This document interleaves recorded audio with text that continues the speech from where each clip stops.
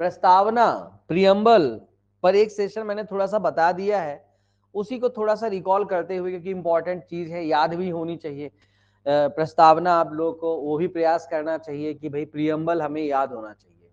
मेरे हिसाब से नेशनल एंथम और प्रियम्बल ये दो चीज ऐसी है कि जो बिल्कुल आपको याद होनी चाहिए।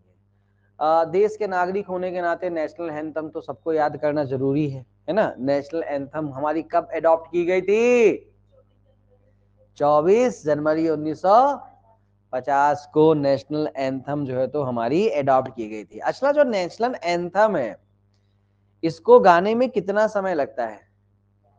52 सेकेंड लगता है। 52 सेकेंड जो है तो नेशनल एंथम को गाने में लगता है। ये चीज यहाँ पर ध्यान में रखिएगा। ओके, तो फिलहाल वापस आते हैं। तो प्रियम्बल थोड़ा सा हल्का सा ब्लर है फोटो, लेकिन हिंदी इंग्लिश में ये प्रियम्बल जो है तो आपके सामने लिखी हुई है, रखी हुई है, यहाँ पे ध्यान में रखिएगा।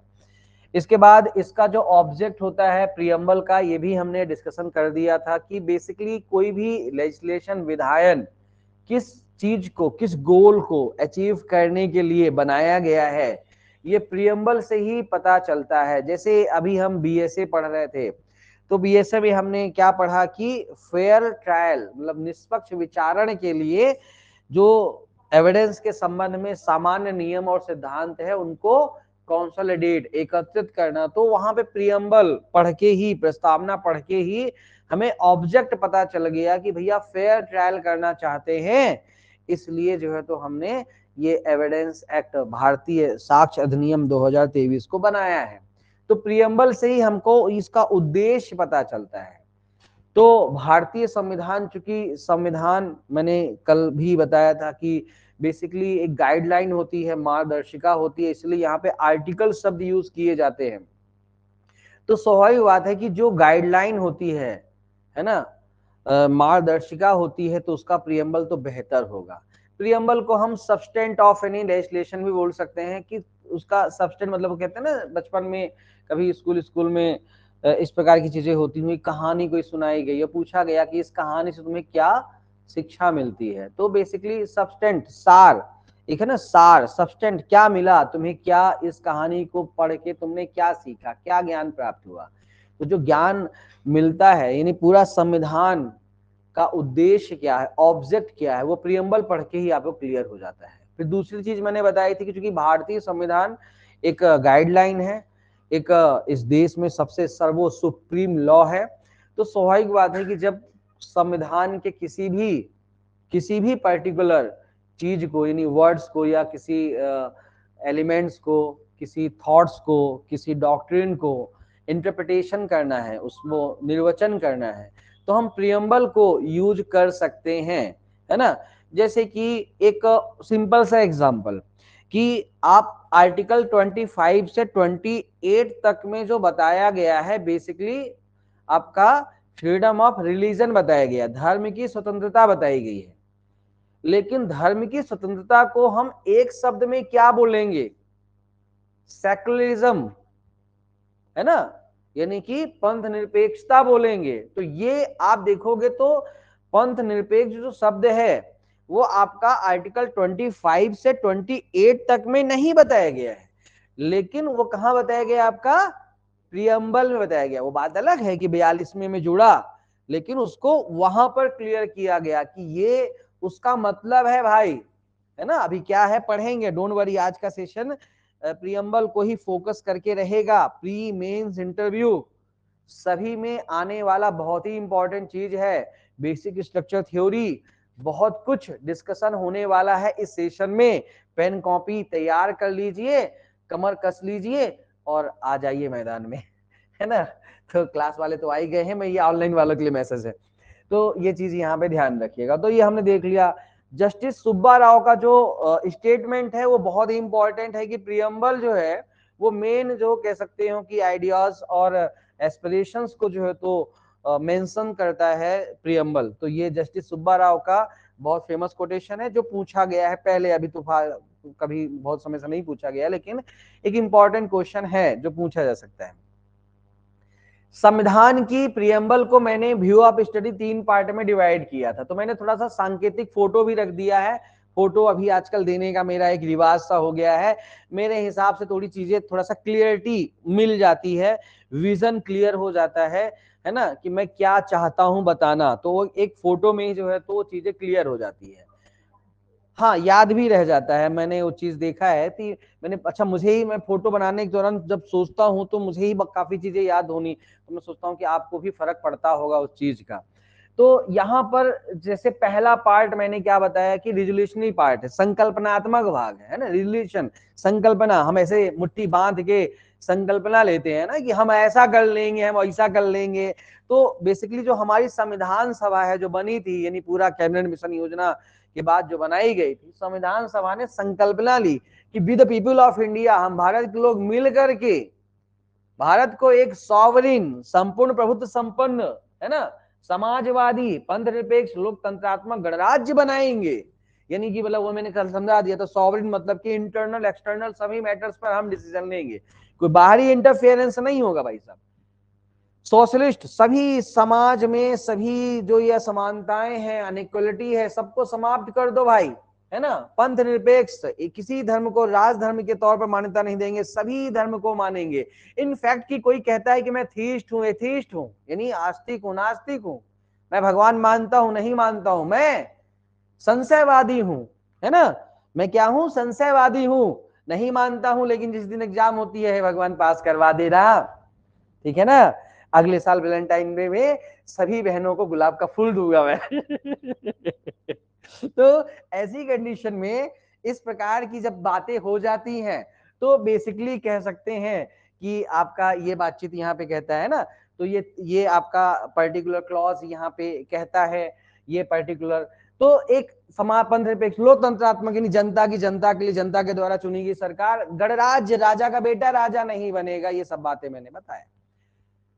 दूसरा होता है प्रोमिसरी पार्ट, वचनबद्धात्मक भाग, प्रोमिसरी, प्रॉमिस करते हैं, वैसे प्रॉमिस का साइन आजकल वैसे बच्चे लोग ये बनाते हैं, है ना, ये ऐसा रहता है ना, ऐसा ये वाला, ऐसी 2 उंगली, मैंने वैसे, मुझे वो मिला फोटो, मैंने कहा वही डाल देता हूँ, फिर मैंने कहा ज्यादा हो जाएगा। तो मैंने सिंपल सा प्रॉमिस का साइन रख दिया, वही डाल दूंगा। वो क्या होता है, कुछ चीजें, है ना, एक्चुअली क्या हो, देखो आजकल नकारात्मकता, भाई नाम बदनाम होएंगे तो क्या नाम नहीं होगा। आजकल क्योंकि लोग इतना ज्यादा कंटेंट आ रहा है, इतना ज्यादा चीजें आ रही हैं कि आप, मैं पूछूं कि 1 महीने पहले कौन वायरल हुआ था, तो आपको याद भी नहीं होगा, है ना, मोनालिसा। हाँ, 1 महीने पहले मोनालिसा वायरल हुई थी, है। लेकिन अब यह है कि आपको मोनालिसा लग रहा है, पर मैं कहता हूं 1 महीने पहले IIT बाबा वायरल हुए थे, है ना, वो भी वायरल हुए थे। आजकल जो है तो ये समय रैना वायरल हो रहे हैं। 1 महीने आज के समय में, है ना, समय इतना तेजी से निकलता है कि एक वायरल होता है, दूसरा निकलता जाता है, वायरल होता है, निकलता जाता है। तो नाम होएगा तो इस थोड़ा सा इसके बीच जो है तो कुछ हो जाता है। कभी कभी ये सब चीजें देख करके कहते हैं ना, मन को करप्ट करता है, कैसे करप्टता है, जब ये सब चीजें होती है ना, तो हमारे भी मन में कभी कभी भाव आते हैं कि हम भी किसी वीडियो में जो है तो, एक तो महाकाल सर आए थे, महाकाल की कसम, महाकाल की कसम, लाइक सर क्या, सब्सक्राइब वगैरह कर दो, महाकाल की कसम, या तो मैं ऐसा करना चालू करूं, या एक दिन मैं सोचता हूं कि अपने सरदर्द को जो है तो नेशनल इशू ही बना दूं, बैठ के रोना चालू करूं, क्या बताऊं, मेरा सरदर्द की वजह से मैं काम नहीं कर पाता हूं, मेरा काम बेकार हो गया है, देखो भाई लोग कोई सपोर्ट कर दे मेरा, है ना। आजकल ऐसे में देखा है टीचर महाराज ऐसे रो करके पैसे इकट्ठा कर रहे हैं, या फिर जो है तो मैं माँ बहन की गाली बक दूं कुछ अच्छी अच्छी, अंदर का जो यूपी वाला, अंदर का जो सरयू परी, मतलब यूपी वाला जो है तो निकाल के ले आऊं, और कुछ, है ना, अभी जैसे एक इलाहाबादिया जो फंसे हुए हैं, मैं भी फंस जाऊं।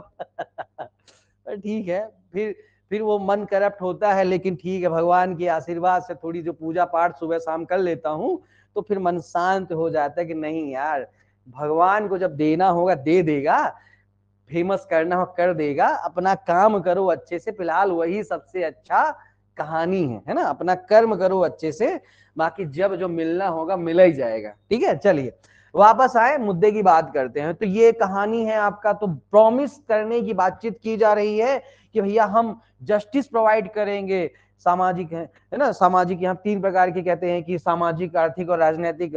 फिर यहाँ पे कह सकते हो कि विचार, अभिव्यक्ति, विश्वास, धर्म, स्वतंत्रता देंगे, लिबर्टी देंगे। फिर अवसर, प्रतिष्ठा, अवसर की समता प्रदान करेंगे, और कह सकते हो इक्वलिटी की बातचीत करता है। फिर इसके बाद आपका फर्दर्निटी की बातचीत करता है, बंधुता को बढ़ाने की बातचीत करता है। तो ये जो आपका सेकेंड, हमेशा मैंने पहले ही बताया था कि प्रॉमिस हमेशा अपनों से की जाती है, इसीलिए जो प्रॉमिसरी पार्ट होता है वो प्रॉमिस किससे संविधान सभा कर रही है, to secured all its citizen, Bharat के नागरिकों से जो है तो प्रॉमिस किया जा रहा है। पढ़ाऊंगा अभी नागरिकता क्या होती है, पूरी राम कहानी उसके बारे में भी समझेंगे। तो नागरिकों से जो है तो क्या किया जा रहा है, प्रॉमिस किया जा रहा है। और इसके बाद जो है तो हम आते हैं तीसरा पार्ट कि डिक्लेरेशन, भैया ऐसा माइक लेकर के कि सुनो सुनो सुनो, हम ऐसा देश बनाएंगे, प्रॉमिस करते हैं, ये सब देंगे, ये हम डिक्लेयर कर रहे हैं 26 नवंबर 1949 को, और 26 जनवरी हर साल बनाएंगे, ठीक है ना। तो ये संविधान सभा ने डिक्लेरेशन यहां पर कर दिया। तो ये 3 पार्ट में आपका जो प्रियम्बल है, प्रस्तावना है, आपके सामने यहां पर अच्छी तरीके से मैंने रख दी, थोड़ा याद करना भी आसान हो जाएगा। फिर यहां तक हमने लास्ट सेशन में बातचीत कर लिया था।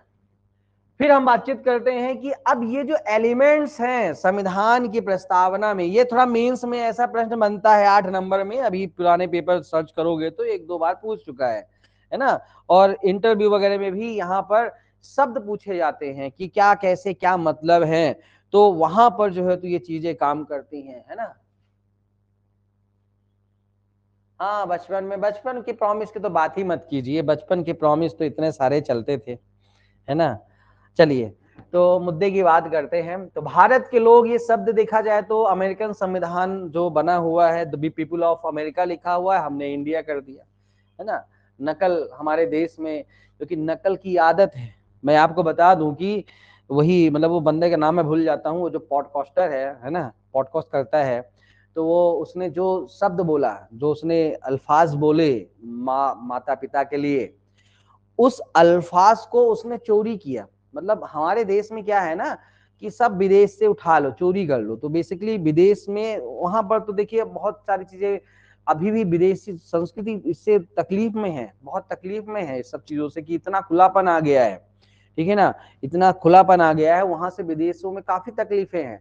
अब वो हम नकल करते हैं, तो ये नकल करते हैं, ये सब नकल वहां से उठाया गया है, कंटेंट है जो बोल दिया गया, एज इट इज बोल दिया गया कि भैया यहाँ पर तो ऐसा वायरल हो जाएगा। उद्देश्य, अच्छा वो बोलने का उद्देश्य यही था कि थोड़ा सा भी वायरल नहीं हो रहे हैं, काद बोल के वायरल, उनको क्या पता था कि ये एफआईआर भी हो जाएगी, मतलब ज्यादा हो जाएगा, है ना, इतना अंदाजा नहीं था उनको। बोला कि यार यहाँ तो सभी बोल रहे हैं, सभी यहाँ पे जा करके मतलब गंदगी निकाल रहे हैं, है ना। अब वो मुंह से वो गंदा लगेगा, है ना, रोज सुबह आदमी जो निकालता है मुंह से, वो निकालते हैं वहां बैठ करके, है, तो वो ऐसे में ये वहां पे जाकर के निकाल रहे हैं।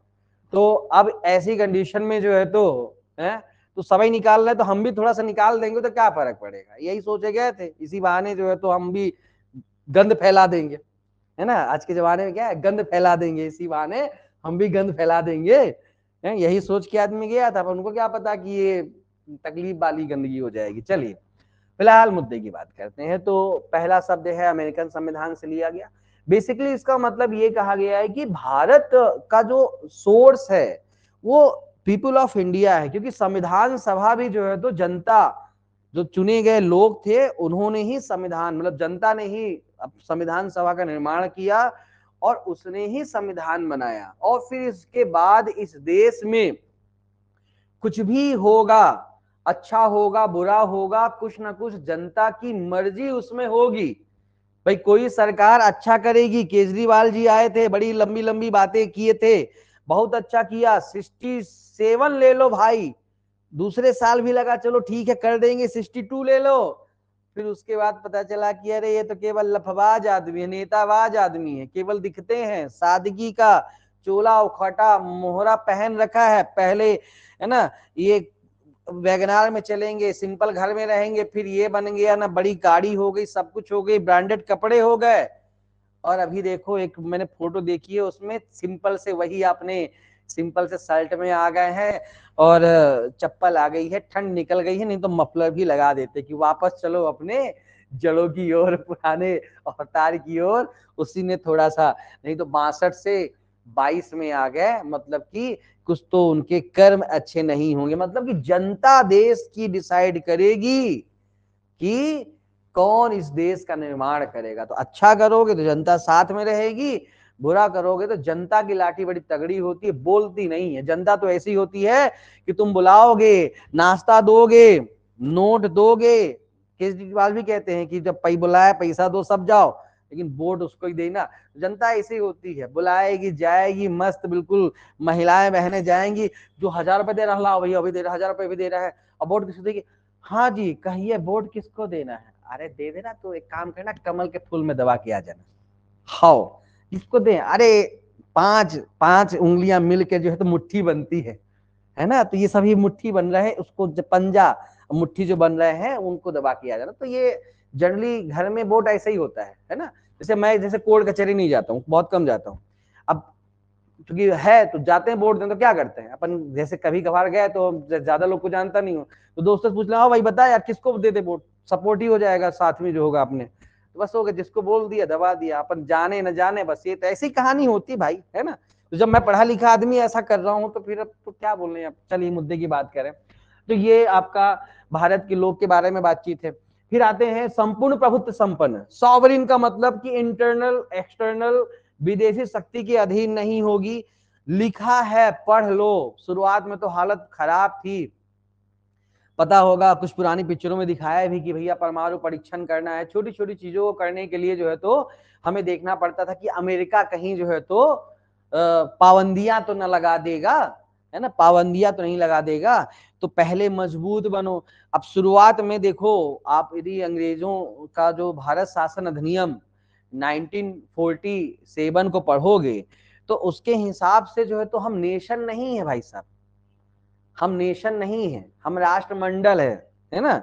कॉमनवेल्थ जो होता है ना, गेम सन तो किसके बीच आयोजित होता है? कॉमनवेल्थ कभी सोचते हो? हाँ, जिन पर ब्रिटेन ने जो है तो शासन जमाया था उनके बीच में कॉमनवेल्थ होता है।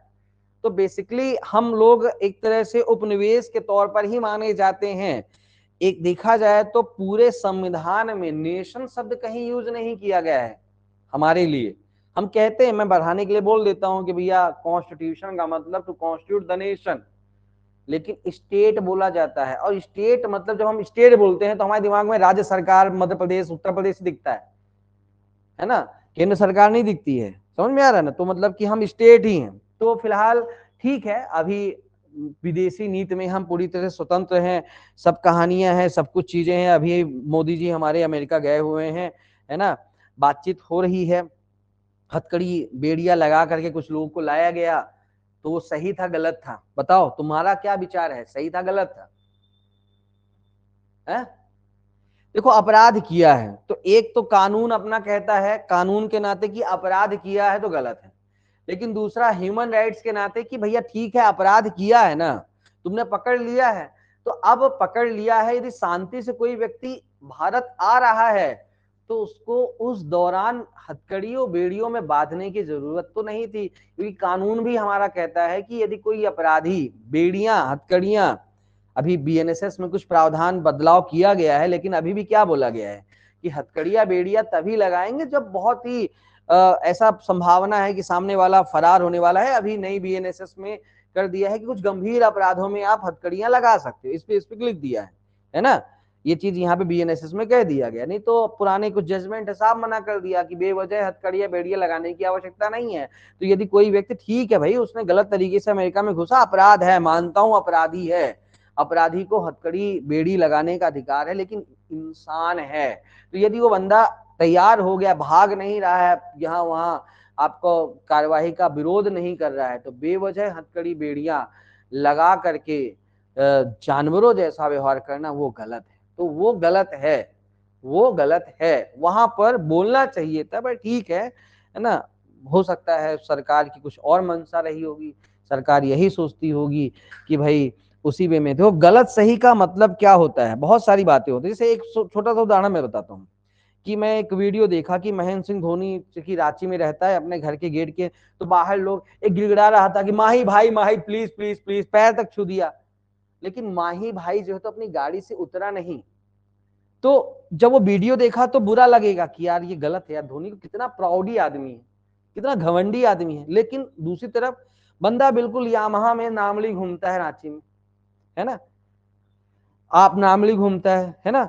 अब देखो यदि वो एक दो लोग को मौका दे देगा तो उसे घर में तो भीड़ लग जाएगी कि यार ये जो है तो माही भाई, तो वो अपनी जगह पे सही भी, वो तो सेलिब्रिटी है तो लोग तो पीछे पड़ेंगे, तो जानबूझ के ऐसा करता है कि भाई मैं नहीं, को तुम मेरी पर्सनल जीवन भी है, मैं किसी सार्वजनिक कार्यक्रम में आऊंगा तो बिल्कुल तुमको फोटो खिंचवाऊंगा, सेल्फी दिलवाऊंगा, सब करूंगा, मेरी पर्सनल लाइफ भी है, मेरी इच्छा नहीं है तो नहीं है, और मैं ऐसे भी तो अब मैं खेल भी नहीं रहा हूँ ना, भारतीय टीम में कप्तान हूं ना कहीं किसी उसमें हूँ, मैं बस अपनी जिंदगी जी रहा हूँ, है ठीक है, मैंने जीवन में जो किया है अच्छा किया है, आपको लगता है अच्छा किया है तो उसके लिए आप मुझे धन्यवाद बोलिए, पर इसका मतलब ये नहीं कि मेरे घर के सामने खड़े होकर रोज सेल्फी खिंचवाने के लिए तुम खड़े रहोगे और मैं रोज तुमको सेल्फी खिंचवाऊंगा, मेरा जीवन है, मैं अपने हिसाब से जीऊंगा।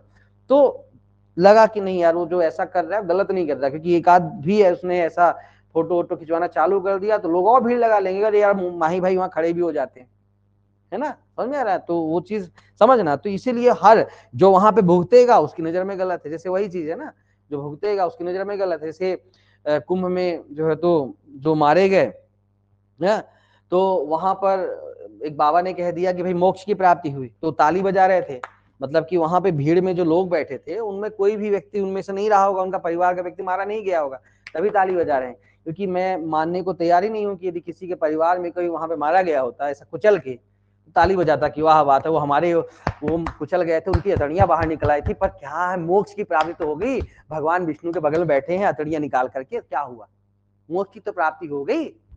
तो मेरे हिसाब से ठीक है ना, तो ये सही गलत क्या है, वही है कि हम कहाँ पे खड़े हैं, हमेशा ध्यान रखना नजरिया होता है, सही गलत का एक नजरिया होता है, सॉरी मैं थोड़ा भटक रहा हूँ इसमें, वापस आ रहा हूँ मुद्दे पर, नजरिया होता है, मैंने यहाँ पर मान लो कि एक शब्द लिखा, ठीक है ना, तो एक होता है ना अमिताभ बच्चन की पिक्चर में है मैंने 6 लिखा, अब मैं देखूंगा तो 6 दिखेगा, सामने दिखाऊंगा तो 9 दिखेगा, ये होता है नजरिया, है ना, मैं देखूंगा तो 6 दिखेगा, सामने तुमको दिखाऊंगा तो 9 दिखेगा, मैं यहाँ पे यदि 6 लिखा और मैं देखूंगा तो 6 दिखेगा, तुमको दिखाऊंगा तो 9 दिखेगा, ये नजरिया होता है। चलिए वापस आते हैं मुद्दे की बात करते हैं। संपूर्ण प्रभुत्व संपन्न समाजवादी, समाजवादी शब्द पहले नहीं था, 42वें संविधान में जोड़ा गया, क्या है, तो एक्सल वियर का फेमस केस है, इसमें कहा गया कि भाई देखो समाज में जो असमानता है या समाज के जो नेशनल रिसोर्सेस है उनको एक व्यक्ति को दे देना, किसी कुछ लोगों के समाज में कुछ लोगों तक में सीमित कर देना, आप नहीं कह सकते हो कि समाजवाद की स्थापना है। तो समाजवाद का मतलब क्या है, सबसे ज्यादा यदि आप अधिकांश जो कार्ल मार्क्स लेनिन वगैरह की जो समाजवाद के जो वो माने जाते हैं उनकी थ्योरियां सुनो, है ना, तो जो बेसिकली अब ये थोड़ा एक वो वाली एक होती है ना सोच, वामपंथी सोच है ना, अब वो दक्षिण पंथी भी समझते हो, जिन नहीं समझते हो कभी, ये समझ में आता है कि नहीं, लेफ्टिस्ट राइटिस्ट ये क्या होता है, ये क्या होता है, लेफ्ट राइट सोच क्या होती है, ये कभी समझ में आया है तुम्हारे, कहाँ हो, थोड़ा तो समझा करो चीजों को, कम से कम समाज में क्या चल रहा है, जज बनने वाले हो, एडीपीओ बनने वाले हो, कम से कम इसका तो जानकारी रखो।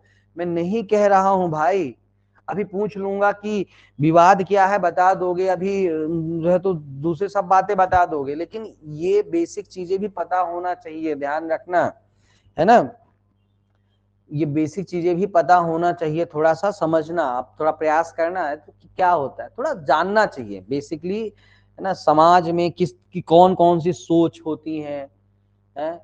जैसे कांग्रेस है, क्या है कांग्रेस भाजपा की सोच में, भाई दो देश, चलो दो देश की बड़ी बड़ी पार्टियां हैं, तो उनकी बेसिक्स आइडियोलॉजी क्या है, सोच क्या है, ये पता होना चाहिए यार, देश में रह रहे हैं, थोड़ा प्रयास करना है इन सब चीजों को जानने का, ठीक है। चलो तो बेसिकली ये शब्द यहाँ पर ये कहता है।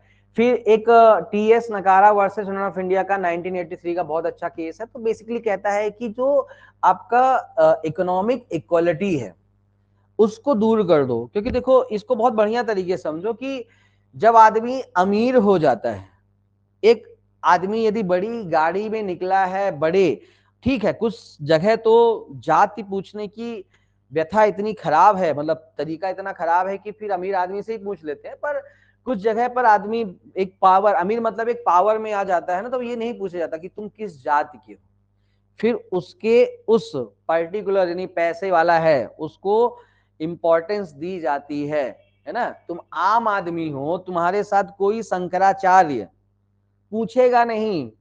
तुम आम आदमी हो, कितने तुम सज्जन व्यक्ति हो, कोई फर्क नहीं पड़ेगा। तुम कितने अच्छे दिख रहे हो, कितने सज्जन हो, कोई फर्क नहीं पड़ेगा, कोई शंकराचार्य नहीं पूछेगा। लेकिन तुम अंबानी हो, तुम बड़े सेलिब्रिटी हो, शंकराचार्य तुमको अपने साथ लेके जाएंगे और नहलाएंगे, डुबकी लगवाएंगे। ठीक है, वो भी सम्मानीय व्यक्ति हैं, और यदि उतने बड़े हैं मतलब उन्होंने जीवन में कुछ तो अचीव कर रखा होगा, पैसे कमा रखे हैं, प्रसिद्धि कमा रखी है, कुछ तो अचीव कर रखा होगा। लेकिन ये चीज, और फिर वही साधु संत लोग जब आम आदमी के साथ, तो मैं इलाहाबाद पहले भी गया हूं, तो मैं साधुओं के, मैं इसका विरोध नहीं करता हूं, लेकिन कुछ साधुओं के रवैयों से मुझे वाकई तकलीफ होती है कि वही साधु जो है तो जब बड़े व्यक्ति से मिलता है तो उसका तरीका अलग होता है, और जब एक हाँ रे बोल गरीब, मतलब वो थोड़ा सा उसका बोलने का टोन, एक गरीब एक आदमी मैला कुचैला कपड़ा पहना है ना, एक होता है ना, जैसे हम नॉर्मल भी होते हैं कि हमारे, मान लो कि हम गाड़ी लेके निकल, हमेशा समझाया भी था,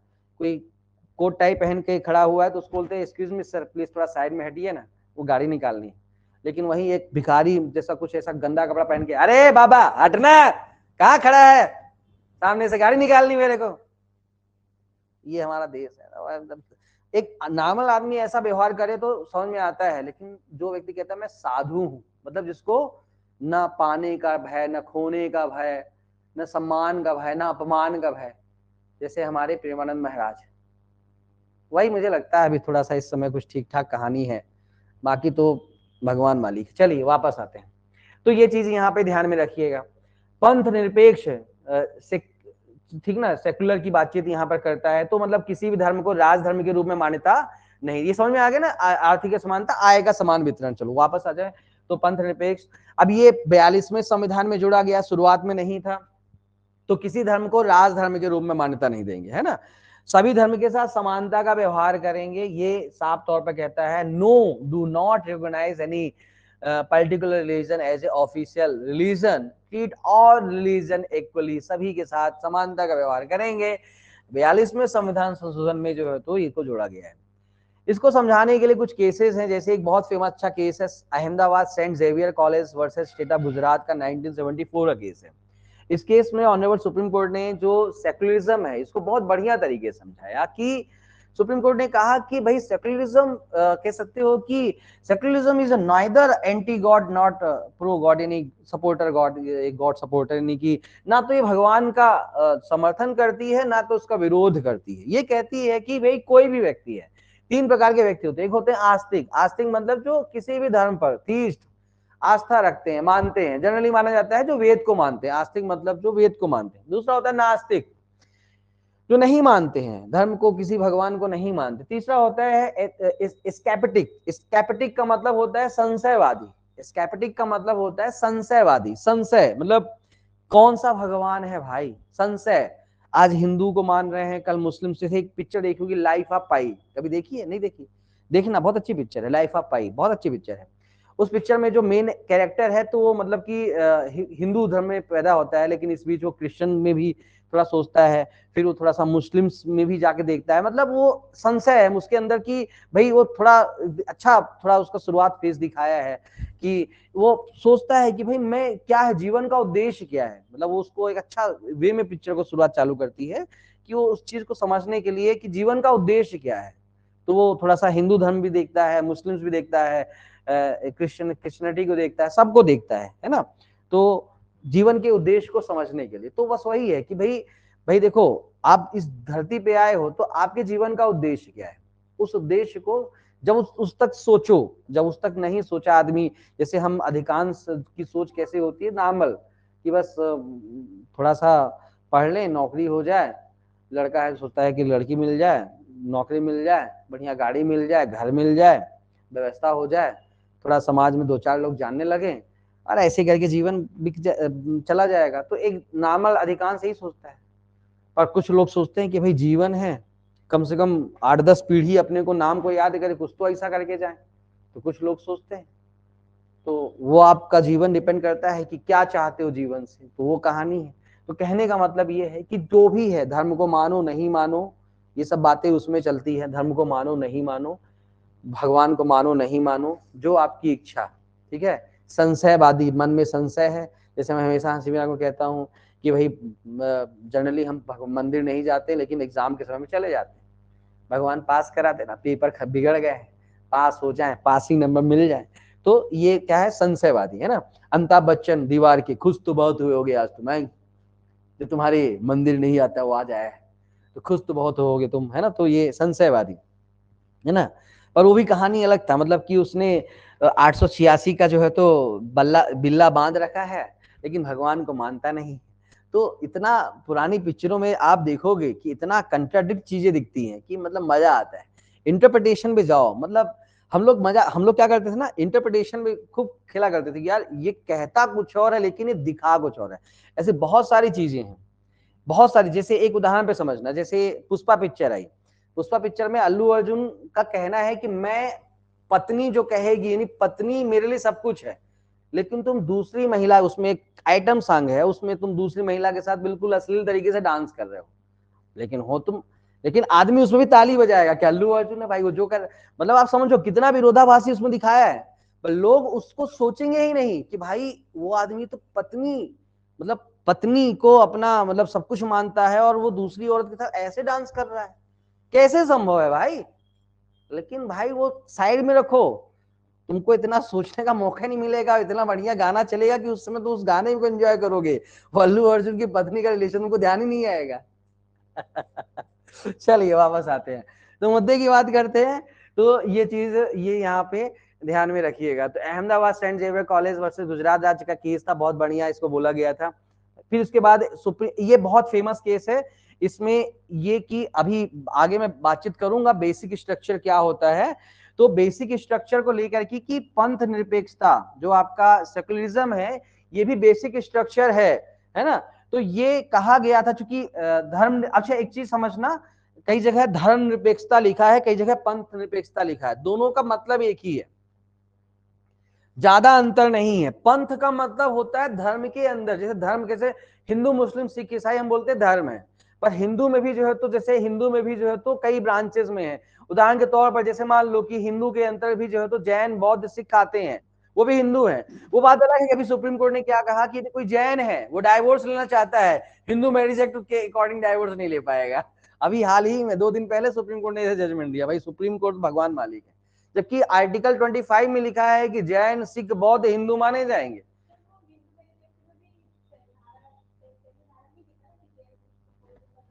हाँ, लेकिन अभी सुप्रीम कोर्ट का जजमेंट है, अभी रिसेंटली 2 दिन पहले पेपर में, अरे क्या होता है मैं पढ़ता हूँ तो चीजें मैं डाल दिया, मैं भूल जाता हूँ क्या करूँ, मैं डाल दिया करूँ ग्रुप में, तो देखता हूँ मैं, याद याद तुम लोग सर्च करना है, मैं भी सर्च करूंगा। अभी 2 दिन पहले का सुप्रीम कोर्ट का जजमेंट है, जिसमें कहा था कि जैन, उसमें कोई डाइवोर्स के लिए आवेदन लगाया था, तो ये बोला कि चूंकि वो हिंदू धर्म के अंत, दोनों उसको हिंदू, थोड़ा हल्का सा मुझे फैक्ट भूल रहा हूं मैं, बता दूंगा मैं, तो मतलब कि वो कुल मिलाकर उसको मना कर दिया कि हिंदू मैरिज एक्ट काम नहीं करेगा यहाँ पे डाइवोर्स के लिए, ठीक है ना। 2 दिन पहले का जजमेंट है, बता दूंगा। चलो, तो एक ही कहानी है, तो यहाँ पे वही है कि पंथ, तो ये पंथ है। अब जैसे मान लो कि कोई हिंदू है, और समझो जैसे हिंदू है, तो जैसे मान लो कोई ब्राह्मण है, कोई क्षत्रिय है, कोई वैश्य है, कोई हरिजन है, ये सभी हिंदू है, ठीक है। लेकिन ब्राह्मण में भी कोई जैसे मान लो कि कोई जो है तो वैष्णव है, यानी विष्णु का उपासक, कोई शैव है यानी शिव का उपासक, तो ये मतलब पंथ है ना। हिंदू होते, कोई कृष्ण को पूजता है, कोई राम को पूजता है, कोई शिव को पूजता है, कोई किसी मतलब हिंदू भक्त देवी देवता को पूजता है। तो कहने का मतलब ये है कि आप किसी भी पंथ, मतलब उसके अंदर की ब्रांचेस, पंथ मतलब इसको ऐसा समझो, धर्म मतलब पेड़, धर्म मतलब पेड़, और पंथ मतलब उसकी शाखाएं, पंथ मतलब उसकी ब्रांचेस, है ना।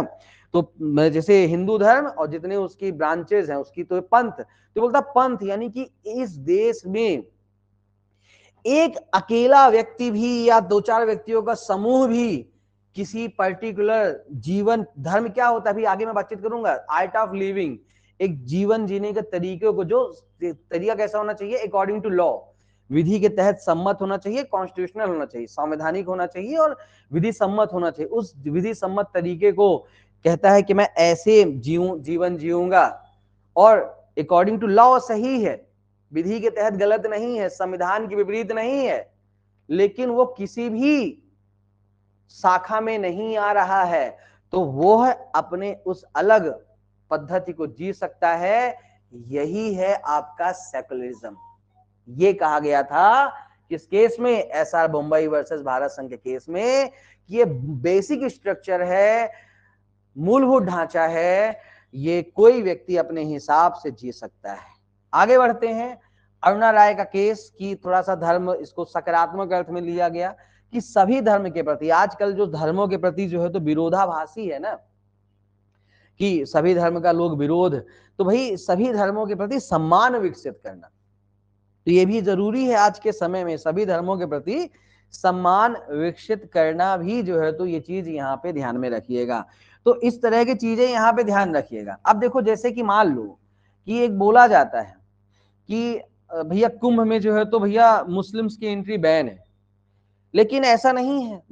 मैं कोई आज तक या कोई न्यूज चैनल देख रहा था, उसमें जो पत्रकार था वो मुस्लिम था, बकायदे मेला क्षेत्र में, यानी बकायदे जहां पर संगम क्षेत्र है वहां से रिपोर्टिंग कर रहा था। मतलब, और ऐसे दूसरे बहुत सारे हो सकता है, कोई कह सकते हो कि वहां पे उसमें पुलिस वाला कोई मुस्लिम होगा तो क्या उसकी वहां पे ड्यूटी नहीं होगी? सीधी सी बात है कि उनका कहने का मतलब यह है कि कोई व्यक्ति जो दूसरे धर्म का है, यदि आप सम्मान है तो कोई मनाही नहीं है। बहुत सारी ऐसी वीडियोस भी वायरल हैं जहां पर जब भीड़ ज्यादा बढ़ी तो कई मस्जिदों ने जो है तो खोल दिए दरवाजे कि भाई आओ, यहाँ भी जो है तो रुक सकते, कोई तकलीफ नहीं है, ये भी तो भगवान का ही घर है, है? और हमारे प्रेमानंद महाराज ने भी अभी एक उनका वीडियो मैंने कहीं देखा था, वायरल हो रहा था, वो बोलते, एक मुस्लिम आया कि बोले कि मैं क्या करूं, मैं क्या राधा नाम जपूं? तो बोले आप जो जपना है जपो, आप अल्लाह अकबर बोलो या अल्लाह बोलो, श्री राम बोलो, हुलुलु बोलो, हुलुलु या वो क्या बोलते हैं वो, सॉरी है ना, वो बोलते हैं ना, हालेलुआ, हालेलुआ, सॉरी माफ करना मुझे, हालेलुआ बोलो। मुझे नहीं पता था, मुझे माफ करना, किसी धर्म का होगा तो मैं ऐसा कोई वो नहीं करना चाहता। हालेलुआ बोलो, कुछ भी बोलो, अंतिम बोलने के पीछे का उद्देश्य क्या है? मानसिक शांति। तो बस वो चीज आपको मिल जाए, है ना, राधा नाम बोलो, जिसमें मिल जाए उसमें खुश रहो, बात खत्म हो जाए। अंतिम चीज तो क्या है? अंतिम सत्य यह है कि हम अंत में मानसिक शांति, मोक्ष चाहते हैं, उसके लिए ही सब कर रहे हैं। चलिए, ये चीज यहाँ पे ध्यान रखिएगा। सॉरी, संविधान है, थोड़ा थोड़ा बहक सकता हूँ, थोड़ा थोड़ा मैनेज कर लीजिएगा, ज्यादा नहीं बहकूंगा, थोड़ा थोड़ा। चलिए, फिर लोकतंत्रात्मक की बातचीत करते हैं। तो जनता की, जनता के लिए, जनता के द्वारा स्थापित सरकार जो है तो आपका डेमोक्रेटिक कंट्री यहाँ पे कहलाती है, लोकतंत्रात्मक सरकार यहाँ पे कहलाती है ना। तो ये हमारा देश जो है तो डेमोक्रेटिक जो है तो कंट्री यहाँ पे माना जाता है, डेमोक्रेटिक, सॉरी, है ना, डेमोक्रेटिक कंट्री माना जाता है। विश्व का सबसे बड़ी जो है तो डेमोक्रेटिक कंट्री जो है तो भारत मानी जाती है, डेमोक्रेटिक कंट्री। कई बार सब पता नहीं कहाँ उलझ जाते हैं जीभ में मेरे। पानी कहाँ है, पी लेते हैं पानी।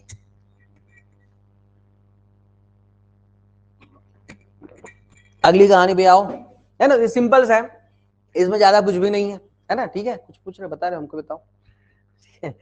फिर अगला है गणराज्य, मतलब कि भैया राजा का बेटा राजा नहीं बनेगा, इस चीज को समाप्त करना है। और वो कितना लागू हुआ है इस देश में जो है तो, है ना, नेपोटिज्म, नेपोटिज्म है।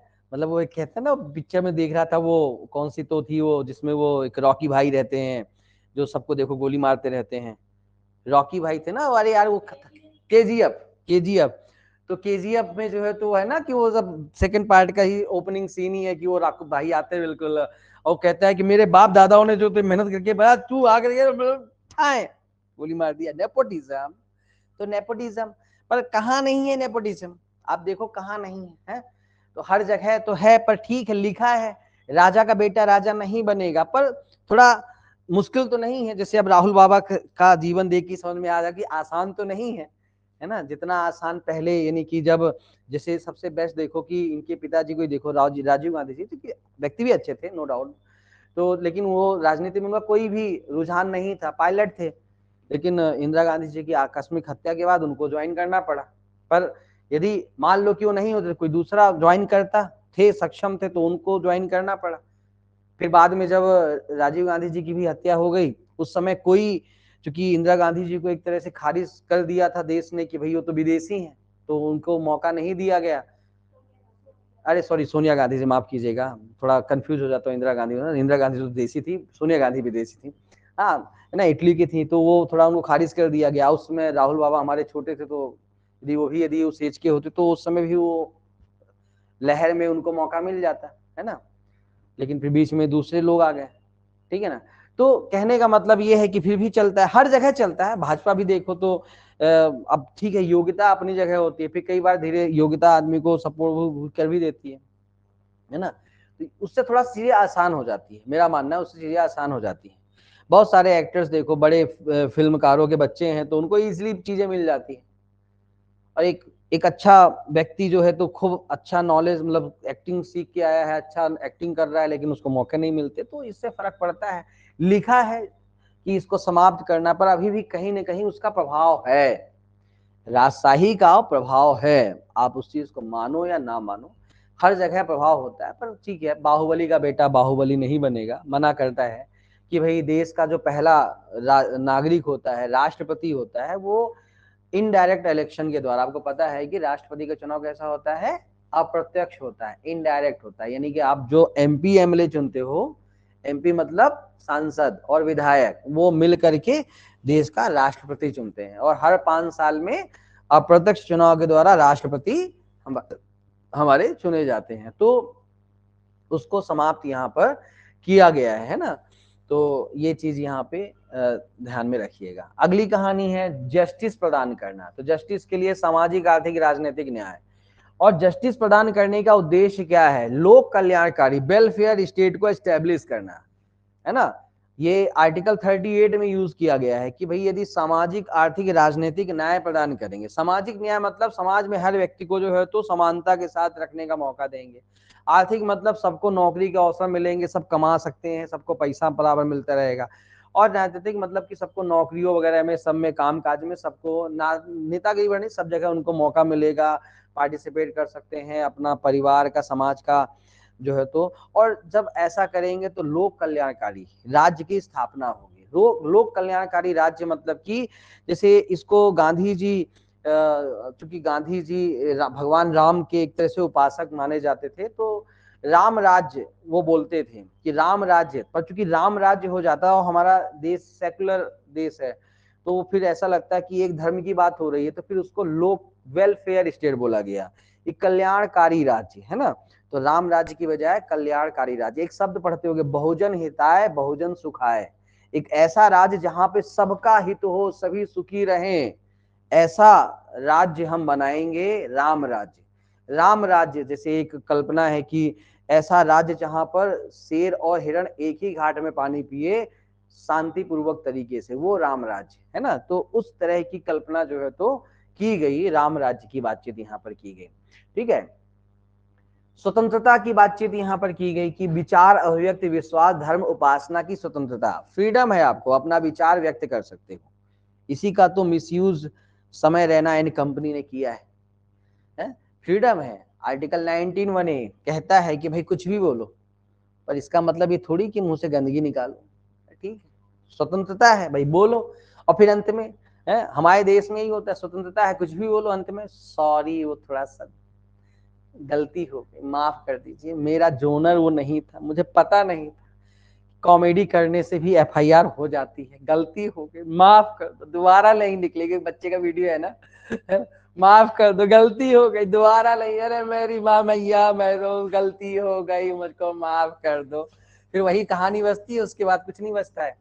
तो यहाँ पर विचार, अभिव्यक्ति, विश्वास, धर्म, उपासना, आर्टिकल 19, 21, 22, 25, ये 289 हो गया गलती से, सॉरी 28 है, वो 9 कहाँ से आ गया बीच में। तो ये सभी आर्टिकल्स जो हैं, तो ये बेसिकली जो है तो विचार, अभिव्यक्ति, है ना, विश्वास, धर्म, उपासना की स्वतंत्रता की बातचीत जो है तो यहाँ पे करते हैं। फिर इक्वलिटी की बातचीत करते हैं, तो प्रतिष्ठा, अवसर की समता, इक्वलिटी यानी प्रतिष्ठा मतलब की स्टेटस, सबको बराबरी का, कोई ऊंच नीच, अमीरी गरीबी का ऐसा भेदभाव नहीं करेंगे। पर भेदभाव कैसे होता है, मैंने शुरुआत में उदाहरण बता दिया, है ना, कि आप कोट पैंट पहन लो, भले ही आप कितने भी बिल्कुल अंदर से बिल्कुल एक नंबर कैरेक्टरलेस इंसान होंगे, लेकिन कोट पैंट थोड़ा सा सेविंग वेविंग करके, है ना। इसीलिए तो हमारे हरिशंकर परसाई जी जो भी है, जिन्होंने कहा था कि आज की दुनिया चिकने गधों पे मरती है भैया, है ना। आदमी बाहर से जो है तो आदमी बाहर से बिल्कुल दिखने में अच्छा होना चाहिए। हमें तो सुंदर लड़का के बिल्कुल दिखने में स्मार्ट होना चाहिए। अच्छा 5 साल बाद जो है तो मोटा हो जाएगा तो छोड़ दोगे, तलाक दे देंगे। अब यही मान लो कि तुम मतलब मान लो जैसे मैं लड़का हूं तो लड़के के हिसाब से बातचीत के पेपर में बातचीत कर रहा हूँ। 5 साल में लड़की मोटी होगी तो क्या हम कोई लड़की ने मान लो किसी को बोल देगी मोटा है, रिजेक्ट कर दिया, और जिससे शादी किया बिल्कुल बॉडी बिल्डर था, 5 साल में वो मोटा हो गया तो क्या तलाक दे देगी? सेम कहानी। हाँ ठीक है अभी, है ना। तो फिलहाल सुंदरता की बातचीत तो अभी स्टेटस तो क्या बोले, हमारे देश में तो मैं हमेशा कहता हूँ कि लड़का अंग्रेजी बोले तो होशियार और लड़की गोरी होए तो सुंदर। अब वो सोच सोच की बलिहारी है, आदमी सोच से नहीं जीत सकते, है ना। समाज ही ऐसे, क्या करें, है ना। अच्छा कोई कोई यदि लड़की, आदमी ऐसे बोलता है अरे लड़की ठीक थी नहीं, देखने में तो ऐसे ही थी, पर हो गया सरकारी नौकरी से, तो हमने कहा चलो कर देते हैं, लड़के को कम से कम फिक्स इनकम आती रहेगी। मतलब आप मतलब लोगों से मैंने सुना है, एक अच्छे व्यक्ति है, अपने बेटे की शादी की, बेटा वकील है, उन्होंने लड़की की मतलब शादी की, लड़की जो है तो शिक्षा कर्मी, मतलब ये जो संविदा शिक्षक होते हैं ना वो है, और लड़की शादी क्यों की कि मतलब लड़का वकील है, उसका स्ट्रगल चल रहा है तो कम से कम घर का खर्चा चलता रहे। आप मतलब सोचो कि तुमने अपने यानी लड़के का भविष्य बनाने के लिए उसका भविष्य दांव पे लगा। समाज ऐसे चल रहा है, तुम करोगे क्या? तुम कितनी बातें कर लोगे? वापस मुद्दे की बात करते हैं। समानता लिखा हुआ है, पढ़ लो। अवसर की समानता, आर्टिकल 14, 15, 16, 17, 18, 19 पढ़ लो, जितने आर्टिकल्स हैं, संविधान पढ़ लो, है ना। फिर बंधुत्व, फर्दनिटी, तो ये थोड़ा सा गरिमा, राष्ट्र की एकता अखंडता को सुनिश्चित करना, ensure dignity and individual unity integrity of Nations की बातचीत जो है तो यहाँ पे करता है। आप यहाँ पे ध्यान में रखिएगा, ठीक है ना। मतलब अच्छा मेरी बात से ऐसा नाराज मत होना कि मैं होता है कई लोग ऐसा करते हैं कि मेरे एक फ्रेंड है, वो वकील हैं और उनकी वाइफ एडीपीओ है, लेकिन उनके बीच लव मैरिज है, प्रेम है ना।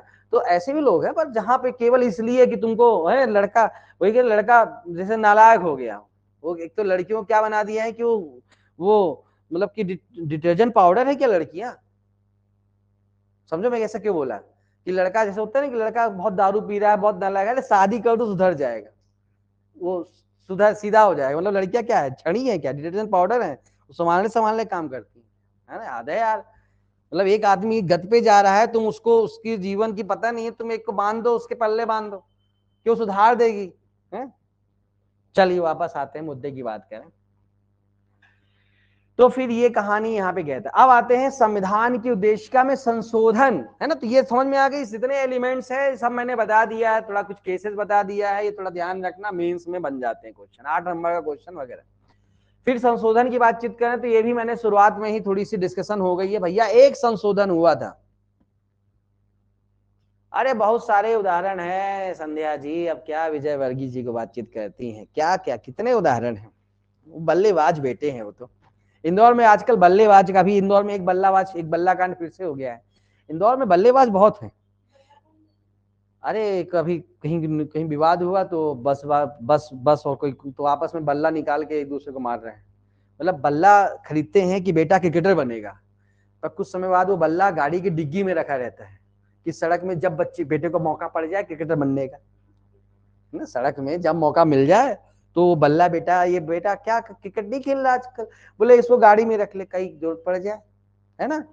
तो फिर वहां पे बॉल की जगह जो है तो सर यूज होगा, और क्या, तो बल्ला गाड़ी में रख दिया जाता है, बेटा कहीं क्रिकेटर बन जाए, है ना। बल्ले का यूज तो होना चाहिए, हमारे देश में क्या है ना, यूज होना चाहिए, है। अब क्रिकेट खेलने में नहीं यूज हो रहा है तो कम से कम थोड़ा सा मार पीटे में ही यूज होगा।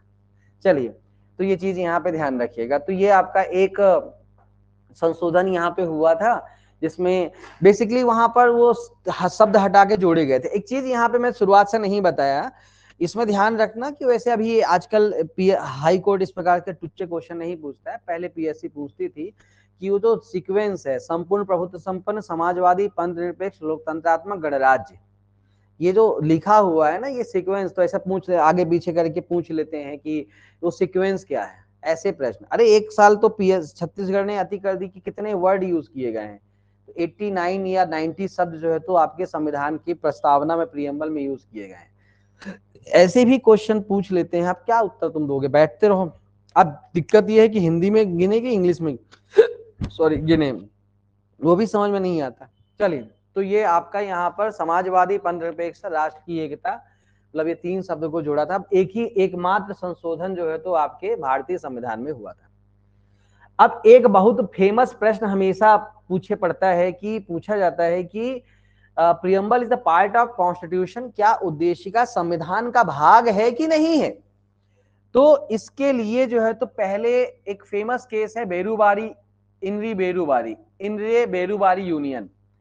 इनरी सब थोड़ा मैं बता दूं कि जनरली क्या होता है, इसका इनरी का मतलब होता है इन रेफरेंस ऑफ, यानी कि आर्टिकल 1 पढ़ेंगे 43,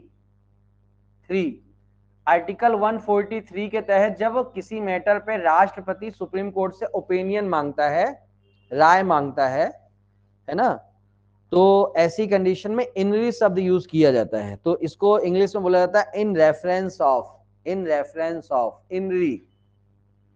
तो इनरी बेरूबारी यूनियन का 1960 का केस था। इस केस में ये बोला गया था, ये शब्द भी पूछा था कि किस केस में बोला गया था कि preamble is the key of the knowing the view of constitutional maker, जो संविधान निर्माता है उनके विचारों को जानने की कुंजी है, कुंजी है, चाबी है, प्रियम्बल चाबी है। इससे पता चलता है कि संविधान निर्माता चाहते क्या है। But preamble is not a part of constitution, पर जो आपका प्रस्तावना है वो संविधान का भाग नहीं है। ये बेरूबारी यूनियन में कहा गया था। तो बोला था विचारों को जानने की कुंजी है लेकिन भाग नहीं है। लेकिन केशवानंद भारती का फेमस केस, इसमें ऑनरेबल सुप्रीम कोर्ट ने इस चीज को पलट दिया और साफ तौर पर 1973 में कह दिया कि यहाँ पर क्या कह दिया कि आपका, इसको केस पलटते हुए कहा कि उद्देशिका जो है तो पार्ट ऑफ इंडियन कॉन्स्टिट्यूशन, संविधान का भाग है ना। और ये बेसिक स्ट्रक्चर है, अभी बेसिक स्ट्रक्चर को मैं नीचे डिस्कशन करूंगा, जिससे संशोधन करके भी जो है तो डिस्ट्रॉय नहीं कर सकते। तो पार्ट ऑफ कॉन्स्टिट्यूशन है और ये बेसिक स्ट्रक्चर है, आधारभूत ढांचा है, जिसको संशोधन करके भी नष्ट नहीं कर सकते हैं। तो क्या होता है बेसिक स्ट्रक्चर, तो बेसिक स्ट्रक्चर की जो कहानी है, ये जैसा कि आप सबको पता ही होगा कि ये बेसिक स्ट्रक्चर की कहानी केशवानंद भारती से ही जो है तो स्टार्ट हुई। और केस बेसिक स्ट्रक्चर तक पहुंचने के पहले बहुत बड़ी कहानियां हैं।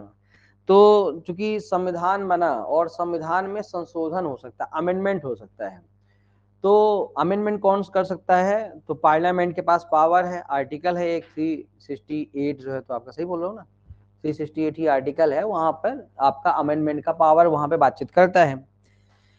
शुरुआत में संसद को पावर इतना नहीं था, तो संसद ने कहा कि भाई मेरा तो ये पावर जो है तो ब्रॉड है, विस्तृत है, कुछ केसेस है, कुछ लड़ाई है, उसको मैं अभी इस सेशन में डिस्कशन नहीं करूंगा क्योंकि एक अलग ही सेशन है। यानी वहां पर केशवानंद भारती, मतलब पहले तो चालू होता है गोलकनाथ, पहले सज्जन सिंह, शंकरी प्रसाद सज्जन सिंह वर्मा से कहानी चालू होती है, फिर गोलकनाथ जी आते हैं, फिर उसके बाद केशवानंद भारती, कुछ संशोधन, बहुत सारी बातें, मिनरवा मिल, बहुत सारी बातें पढ़ेंगे, 4-5-6 स्टेज में उसको बातचीत करेंगे। उसी लड़ाई के दौरान केशवानंद भारती का केस आया था कि जिसमें कि भाई क्या संसद संशोधन कर सकती है, प्रिय मतलब कुछ पर्टिकुलर संविधान में संशोधन कर सकती है, कितना, क्या सीमा है, लिमिट क्या है। तो उस लिमिट को बताने के लिए केशवानंद भारती का केस था। तो केशवानंद भारती केस में चूंकि केस ऐसा था कि केशवानंद भारती हार गए थे, वो संपत्ति उनको उनसे छीन ली गई थी, लेकिन सुप्रीम कोर्ट ने वहां पर जजमेंट दिया कि भारतीय संविधान में कुछ ऐसे एलिमेंट्स हैं, कुछ ऐसे प्रावधान है, प्रोविजंस है, वो बेसिक स्ट्रक्चर है। बेसिक स्ट्रक्चर मतलब कि उनको यदि आप छेड़ोगे, बदलोगे, चेंज करोगे, तो इससे संविधान की जो मौलिकता है वो समाप्त हो जाएगी और उसकी जो ऑब्जेक्ट, उसका उद्देश्य समाप्त हो जाएगा। तो आप उसको नहीं छेड़ सकते हो, नहीं कम कर सकते हो। मैंने एक फोटो यहाँ पे रखा है, इससे थोड़ा सा अंदाजा हो जाएगा कि बेसिक स्ट्रक्चर मतलब यहाँ पर जैसे देखो तो ये पिलर्स है ना, ये पिलर्स, ये बेसिक स्ट्रक्चर है। अब जैसे ये एक बेसिक स्ट्रक्चर, ये एक स्ट्रक्चर बना हुआ है, ये पिलर्स वगैरह हैं। अब मान लो कि आपकी इच्छा है कि ये पिलर्स को मैं हटा दूं, दूसरा पिलर यहाँ पे लगा दूं, तो इससे ये जो ऊपर स्ट्रक्चर बना है ये कमजोर हो जाएगा। मान लो ये स्ट्रक्चर क्या है, संविधान, और ये पिलर्स बेसिक स्ट्रक्चर है ना। तो यदि पिलर को मैं हटा दूं कि ये पिलर अच्छा नहीं लग रहा है, इसको हटा के चौकोर बना देते हैं, ये गोल है इसको हटा के यहाँ पे चौकोर बना देते हैं, तो उससे कमजोर हो जाएगा। तो आप इसको बदल नहीं सकते। हाँ, आपको लगता है कि भाई ये 3 पिलर पे, ये 4 पिलर बना हुआ है, सॉरी ये चौथा यहाँ पीछे है, तो 4 पिलर में ये जो मेन बेसिक स्ट्रक्चर है, तो ये पिलर कमजोर है, तो आप सपोर्ट में एक पिलर और लगा दीजिए, कोई तकलीफ नहीं। ये थोड़ा संसद के ऊपर बना दिया है, बना वो फोटो ऐसे मिली मुझे। बेसिक स्ट्रक्चर मतलब कि भाई चलो सपोर्ट में एक पिलर और लगा दो, तुमको लगता है कि ये कमजोर है, मतलब बिल्डिंग होता है ना, बिल्डिंग का बेसिक स्ट्रक्चर, जैसे ये देखो ये पिलर है ना, ये बेसिक स्ट्रक्चर कहलाता है। इसको तुम चेंज नहीं करोगे, तुम यहाँ मान लो यहाँ दरवाजा लगा दें, यहाँ पे खिड़की बना दे, वो तुम कर सकते हो, कोई तकलीफ नहीं, लेकिन बेसिक जो स्ट्रक्चर है जो कंक्रीट का बना हुआ उसमें छेड़छाड़ नहीं कर सकते। तो ऐसे ही इस केस में केशवानंद भारती का जो केस है 47, मतलब ये थोड़ी एज हटा देना चाहिए क्योंकि अब हर साल बदलती रहेगी नहीं तो यहाँ पर 24 अप्रैल 1973 को जो है तो यहाँ पर आधारभूत ढांचा को एस्टेब्लिश किया। 13 जजेस की बेंच बैठी थी इस केस में, 7-6 से निर्णय दिया कि कुछ तत्व, कुछ एलिमेंट्स बेसिक स्ट्रक्चर हैं, ठीक है, और उनके मूल ढांचे को नष्ट नहीं की जाएगी, और यदि कोई नष्ट करती है तो उसको डिस्क्वालिफाइड घोषित डिक्लेयर कर दिया जाएगा। ये चीज यहाँ पे कहा गया था। मेन उद्देश्य क्या बोला था कि ऐसा करने का उद्देश्य है कि संविधान की सर्वोच्चता, सुप्रीमेसी ऑफ कॉन्स्टिट्यूशन को मेंटेन रखना इसका उद्देश्य है। तो कुछ चीजों को बेसिक स्ट्रक्चर डिक्लेयर करना जरूरी है, ठीक है। तो यहाँ पर फिर कुछ चीजों को बेसिक स्ट्रक्चर, अब यहाँ पर केसेस थे, 2-3 केसेस हैं, पर मैं केस का मेंशन नहीं किया है। तो क्या क्या बेसिक स्ट्रक्चर बोला है, जैसे संविधान की सर्वोच्चता बेसिक स्ट्रक्चर है, मिनर्वा मिले केस में बोला गया है ना, संविधान सर्वोच्च है, बेसिक स्ट्रक्चर है। कानून, रूल ऑफ लॉ पढ़ेंगे, विधि का शासन, कानून का शासन बेसिक स्ट्रक्चर है। न्यायपालिका की स्वतंत्रता बेसिक स्ट्रक्चर है, ठीक है। संघवाद, फेडरलिज्म पढ़ते हैं तो ये बेसिक स्ट्रक्चर है। धर्मनिरपेक्षता बेसिक स्ट्रक्चर है। संप्रभुता, लोकतांत्रिक गणराज्य, सॉवरेन डेमोक्रेटिक रिपब्लिक जो शब्द है ये सब बेसिक स्ट्रक्चर है, ठीक है। संसदीय प्रणाली, भारत की जो संसदीय प्रणाली है ये क्या है, बेसिक स्ट्रक्चर है, इसको किसी प्रकार से जो है छेड़छाड़ तुम नहीं कर सकते हो। स्वतंत्रता, निष्पक्षता चुनाव, ये स्वतंत्र और निष्पक्ष चुनाव बेसिक स्ट्रक्चर है। और वेलफेयर स्टेट का जो कॉन्सेप्ट है, तो ये कुछ एलिमेंट्स मैंने डाल दिए हैं जो बेसिक स्ट्रक्चर माने जाते हैं। तो इन्हीं एलिमेंट्स में संविधान की प्रस्तावना, चूंकि ऊपर ही लिख दिया तो मैंने इसमें नहीं डाला, बाकी डाल सकते हो, जैसे कि संविधान की प्रस्तावना भी, चूंकि इसके अंदर के एलिमेंट्स बता दिया, वो भी बेसिक स्ट्रक्चर है। तो ये केशव भारती ने कह दिया कि प्रस्तावना भी जो है, प्रियम्बल ऑफ इंडियन कॉन्स्टिट्यूशन भी बेसिक स्ट्रक्चर है, जिसको बेसिक स्ट्रक्चर बोला जाता है। देखो आप पढ़ेंगे, हम जब थोड़ा मैं आपको आगे संविधान संशोधन में बताऊंगा तो क्लियर हो जाएगा, है ना। लेकिन इसको अरे यार थोड़ा इधर आ गया, चलो इधर ही आगे बता देता हूँ। तो यहाँ पे समझना, जैसे कोई भी सिंपल सा है, जैसे एक सिंपल सा मैं हमेशा फोटो बनाता हूँ कि ये मान लो कि ये बेसिक स्ट्रक्चर है ना। अब क्या होता है कि जो संशोधन होता है, अमेंडमेंट होता है, अमेंडमेंट में 3 चीजें होती है जनरली। एक होता है किसी चीज को रिपील करना, निर्सित करना, शब्द होता है वहां पे निर्सित। अब इसको ऐसा सिंपल समझ देता हूँ कि जोड़ना, ठीक है ना, बदलना या हटाना। तो ये बोला कि जिसको बेसिक स्ट्रक्चर बोल दिया जाएगा उसको कभी भी हटा नहीं सकते हैं, बदल नहीं सकते हैं, ठीक है। केवल उसमें कोई चीज जोड़ सकते हैं बस। जिसको बेसिक स्ट्रक्चर बोल दिया तो उसको ना, उस चीज को ना तो रिपील कर सकते हैं मतलब हटा सकते हैं, ना अल्टर कर सकते हैं, अल्टर मतलब अल्ट्रेशन, चेंज कर सकते हैं, बदल सकते हैं। केवल उसमें एडिशन, कोई चीज, एडिशन शब्द यूज किया गया, जोड़ सकते हैं, यही चीज बोला गया है। तो वो बेसिक स्ट्रक्चर जो है आपका यहाँ पर बताया गया है, ध्यान में रखिएगा। इतने कुछ एलिमेंट्स को, और भी कुछ है, बाकी मैं इंपॉर्टेंट लिखे हैं, बेसिक स्ट्रक्चर यहाँ पे बोले गए हैं। ये है आपके संविधान का जो है तो बेसिक, मैंने फंडामेंटल, खासकर प्रियम्बल का जो है तो इंट्रोडक्शन। समझ में आया कि नहीं आया अच्छे से?